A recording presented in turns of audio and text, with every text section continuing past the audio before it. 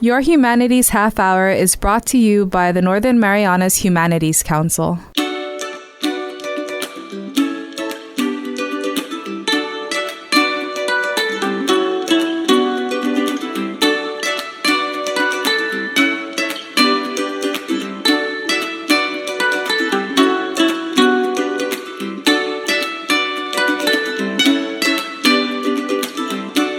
Hafidades and Dero. Welcome to Your Humanities Half Hour. I'm Catherine Perry. Well, 2021 is coming to a close, and in this episode of our show, we'd like to feature some highlights from some of the stories we've shared throughout this year. In this first half of the show, we will be hearing from Melvin Taitano-Sakisat sharing about his struggle with oral cancer. Jen Castro sharing about her personal wellness struggle. Also, we'll be hearing from the 2020-2021 CNMI Public School System Teacher of the Year, Bonnie Cruz, as well as the 2021 Governor's Humanities Awards recipient for research and publication in the humanities, Dr. Sylvia Frayne. I was diagnosed with oral squamous cell carcinoma of the tongue. That was in November of 2017. That was when I found out I had cancer. But I first noticed the symptoms in August. There was a small, tiny lump, and it was painless. So I thought it was nothing, so I ignored it. Unfortunately, it was I think that was a bad move on my part, because about 2.5 months later, within that time period, it got worse. The lump got bigger, and then the pain was just tremendous. It was just bad. It was painful for me to speak. It was painful to swallow. Any movement in my head area, in my mouth, oh my God, so painful. And the best way for me was just to avoid as much pain as possible, was just to try and stay still. Wow. Yeah, it was that bad. So, but at the time though, it didn't occur to me that it could be cancer or anything serious. You know, which, I don't know, now when I think about it, I should have went to the dentist sooner. So one day in late October, I was brushing my teeth, and I forgot about that lump under my tongue, which, and I was just brushing, gently, but accidentally ran the toothbrush over that lump.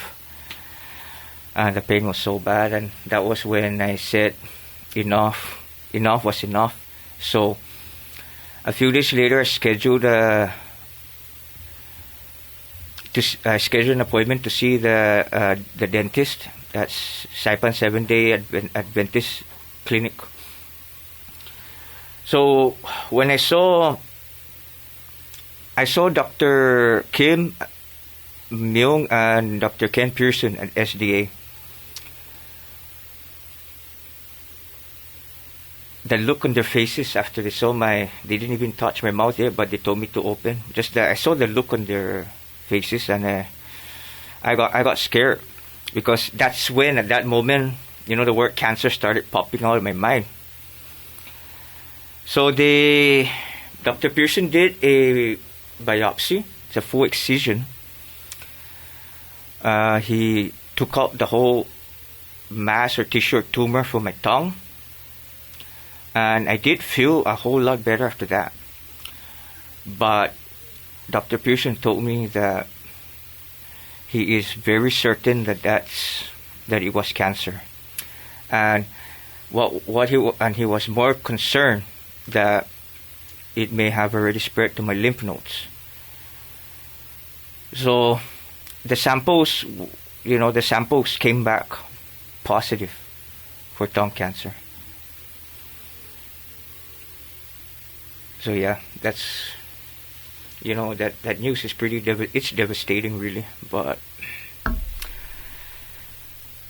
despite all that emotions I was going through, I was in denial, anger, depression. Uh,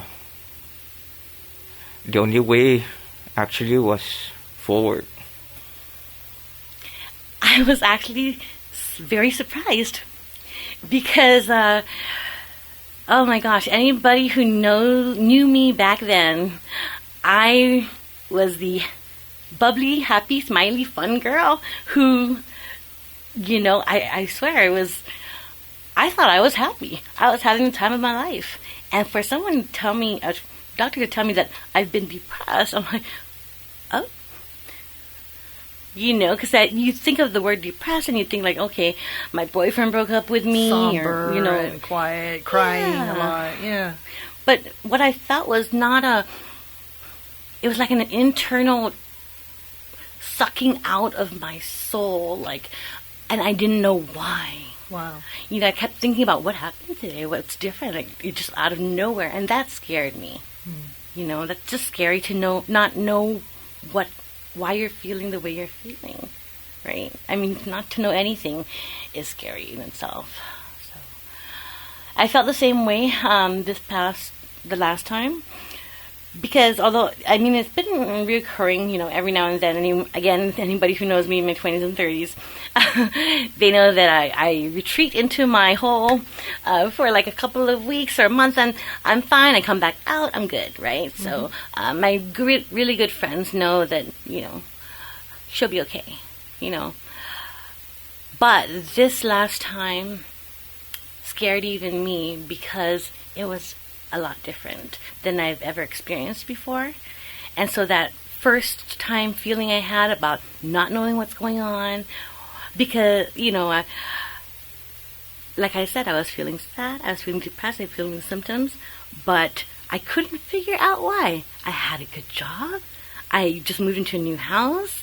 I got a, great betrothed, great friends. I thought my life was pretty good. And I could not figure why I was feeling sad, and that was my goal. I wanted to get professional help, because the last time I did, they'd let me figure out why. So once you know why, then maybe you can start working on it. Until now, I still have no idea why, because of this pandemic. So is it something that triggers a depressive episode, or could it just come because of chemicals in the brain, or how does it hit people in general? Or maybe speak for yourself. And so in general,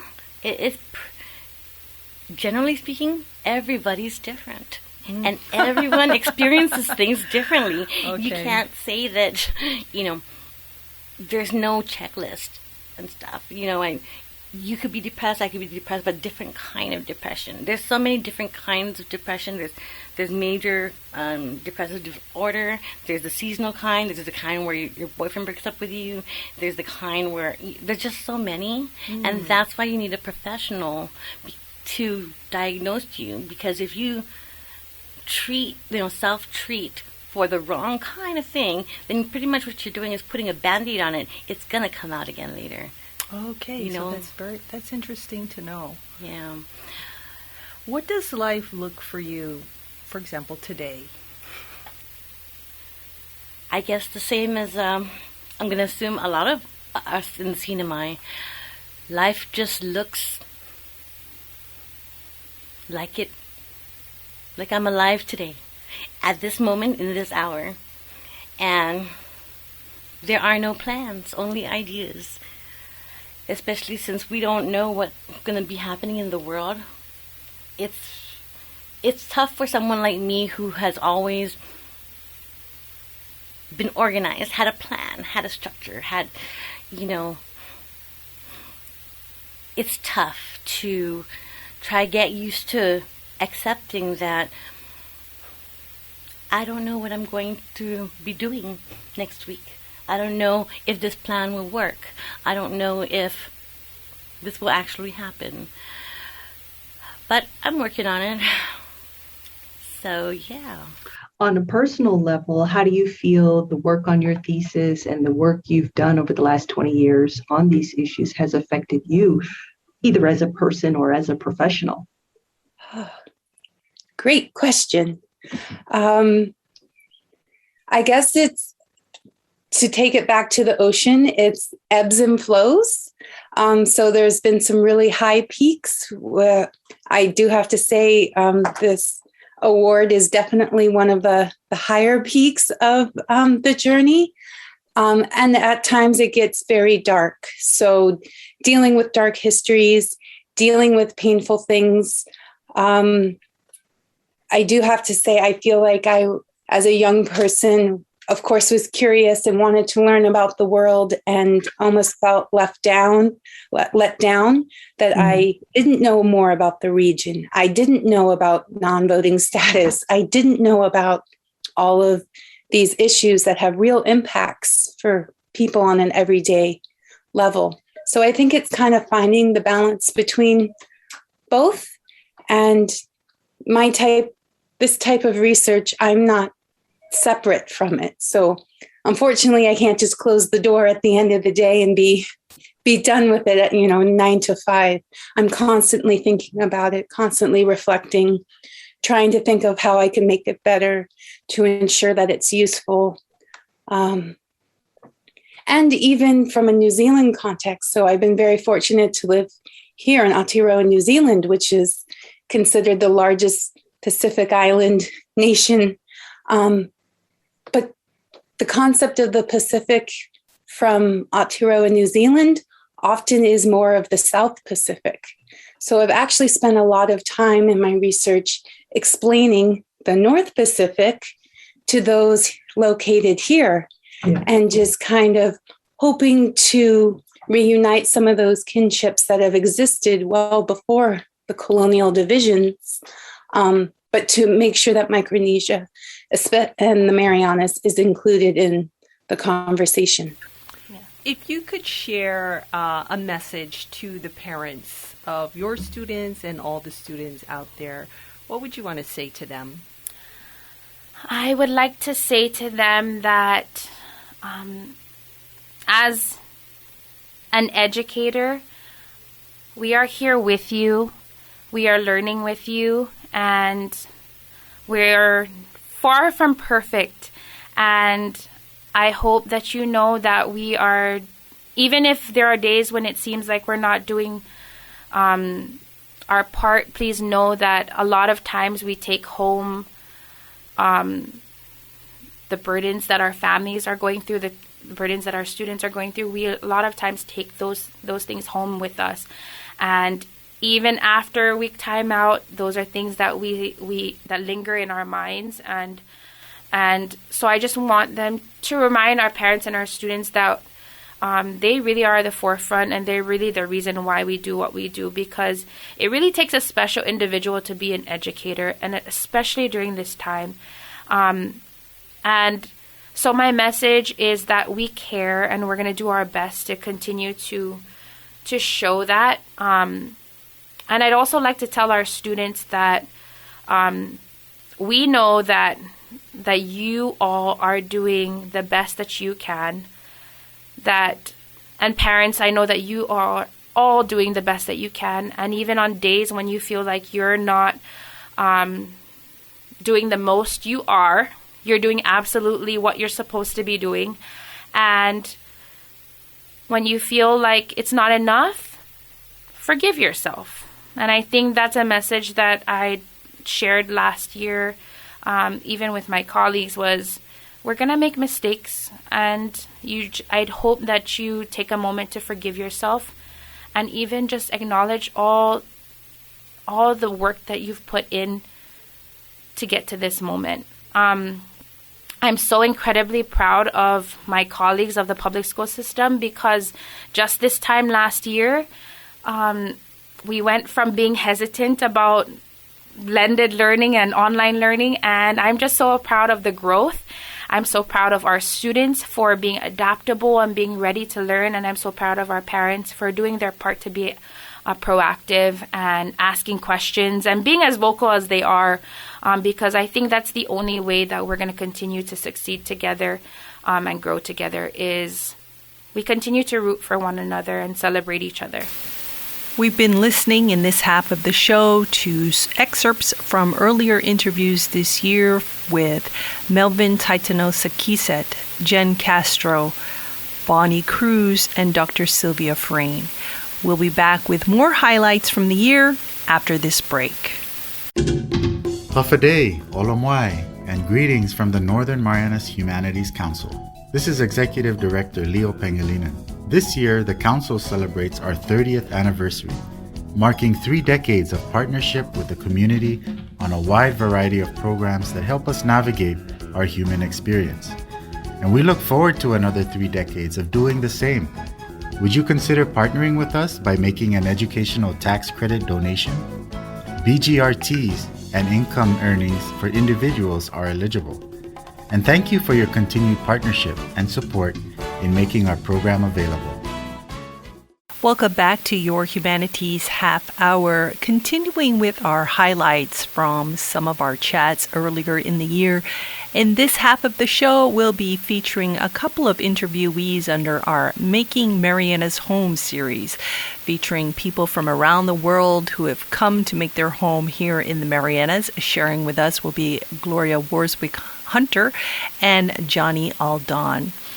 Also, we'll be hearing from 2021 Governor's Humanities Awards recipient for preservation of traditional cultural practices, Tony Pialug. And we'll be closing out our show with Dixon Tewelefil, sharing about Jesuits in Micronesia, and also Father Jason Granada, sharing some highlights from the Diocese of Chalankanoa church history.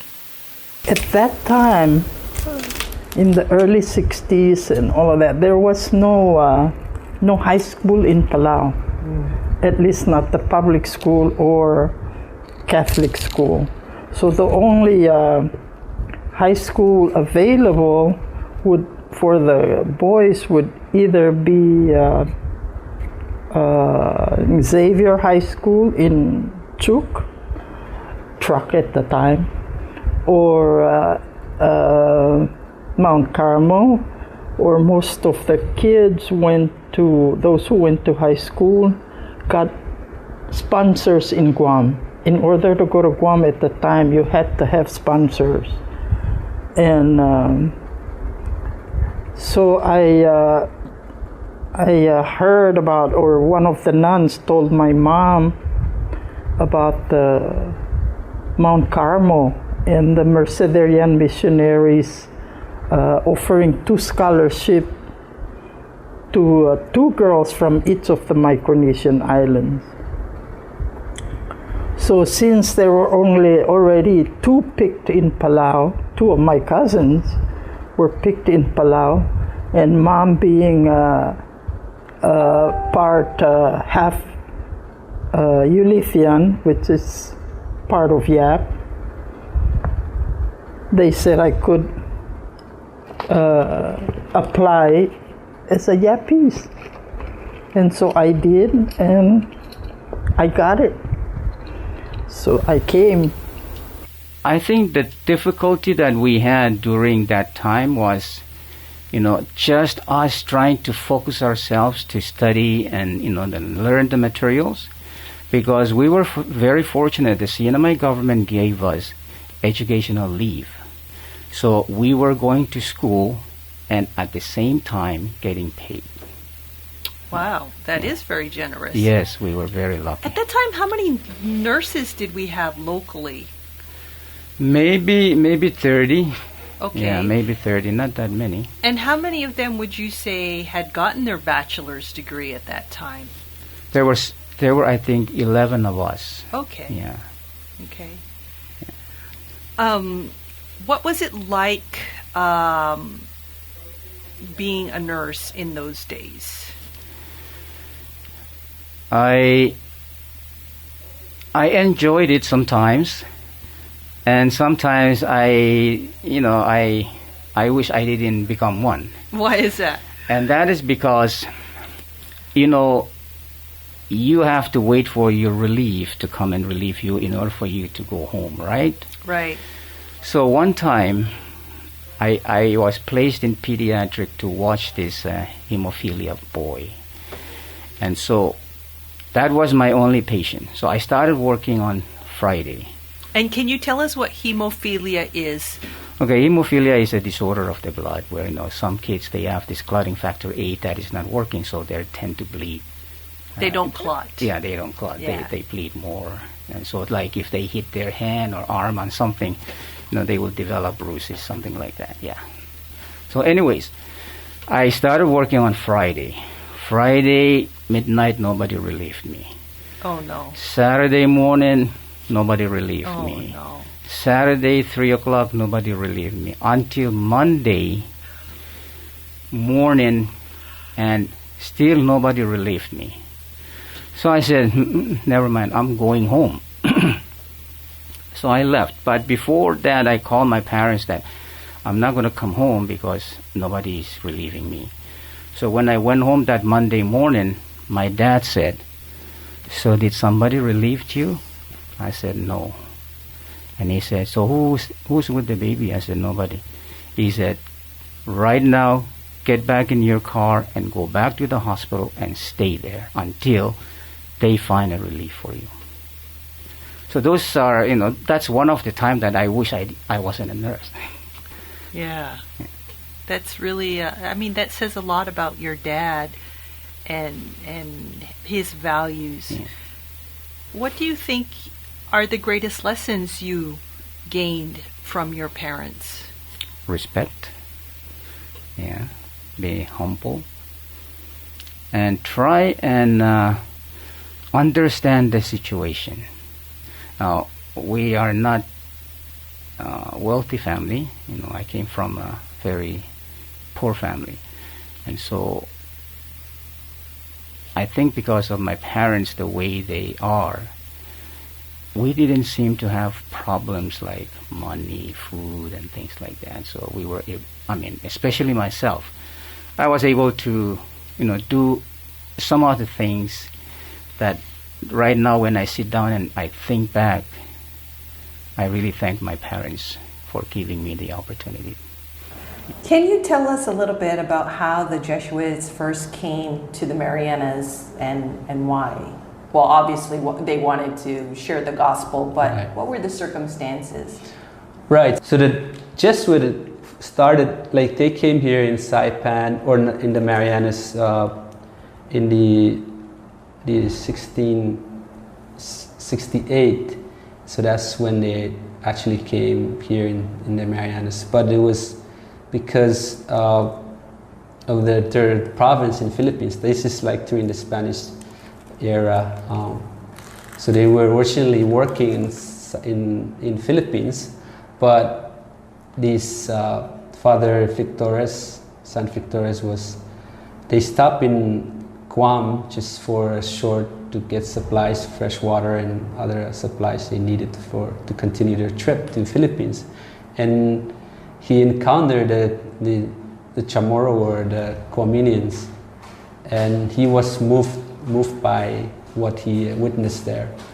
So he noticed that a lot of the Chamorro, in his standard, they're poor people because they don't have clothing, they don't have all the wealth, all the good things that he considered in his own term as rich in that sense. So when he was working in the Philippines for at least 5 years, and then they were thinking of start missioning people into the Marianas, so they start to spread their mission in the Pacific, in our area. So Marianas was the first one, since that's the route to Philippines. So that's how it ended up coming to the Marianas, mainly because they want to start evangelizing people. But it was started with that encounter that he had when he first arrived in 1662 in Guam. And so that kept in his mind until he returned, when he finally assigned to come over to actually work and start evangelizing people in the Marianas. So from there, he brought in other Jesuit, Spanish Jesuit, like 5 other Jesuits, so they were working together. So he's kind of like the leader for them.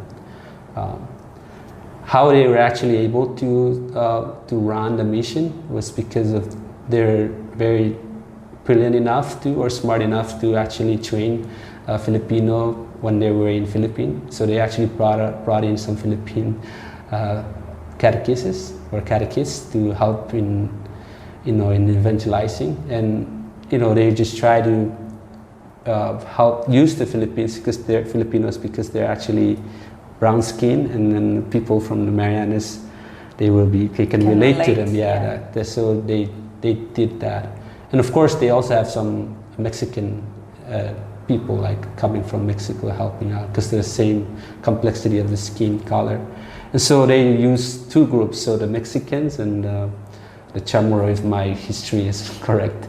So that's how they were able to convert or work with the locals and the Marianas in the first place. Tinian also is one of the earliest churches. As a matter of fact, Father Luis de Medina, the Jesuit priest who was martyred in Saipan, first arrived in Tinian as early as probably 1670. He was sent there in January 1670 to help reconcile 2 families who were fighting against each other. He succeeded, but he was wounded. And he came to Saipan to recuperate. He recovered, but eventually he was martyred in Lalao Bay. So the church has been in Tinian. There used to be an old church in Tinian. I don't know if I'm sure many have remembered. It was destroyed, but it was actually torn down for safety reason in 1995. And the current church began immediately after and completed also in 1998 and dedicated on the same year. Then it was severely damaged by Super Typhoon Yutu. The parish is the heart of the village. It's the place. Like I mentioned earlier, I call it home, and for other people the same thing. And therefore, the parish church is not just a place for the rituals, for the masses, but it's a place where our people longs to hear a word of life, a word of God, a word of encouragement, throughout the week. The grind of daily life, the challenges, the difficulties. A place where they can feel in communion with one another and with the Lord. So therefore, it is the heart of our community. It is the heart of our community. The church primarily is the body of Christ, the people. The building is a place of worship, but the church itself is the people. In fact, the word church, the etymology of the word church is assembly, and therefore, where the people assemble, gathers, there is the church of Jesus Christ. That's why he said in the gospel, where 2 or 3 are gathered in my name, there I am in their midst. So in these buildings, in these particular places, it becomes an assembly for the people, where they receive the word of life, the word of God. They receive the sacrament. And then what they have received, they bring and share to their community, to the workplace, to their family, first of all, to their friends. So it is the source and summit, so to speak, of a community. And this is why the church is important for our people. And it's impressive, the love that our people have for the church, really. The way they relate with the churches is, like, this is our home, this is my home.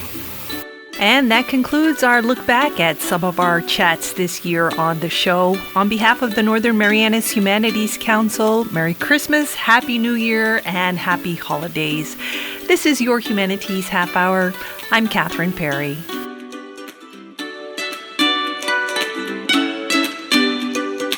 This program was supported by a We the People grant awarded to the Northern Marianas Humanities Council from the National Endowment for the Humanities. Any views, findings, conclusions, or recommendations expressed in this program are those of the participants and do not necessarily represent those of the National Endowment for the Humanities or the Northern Marianas Humanities Council.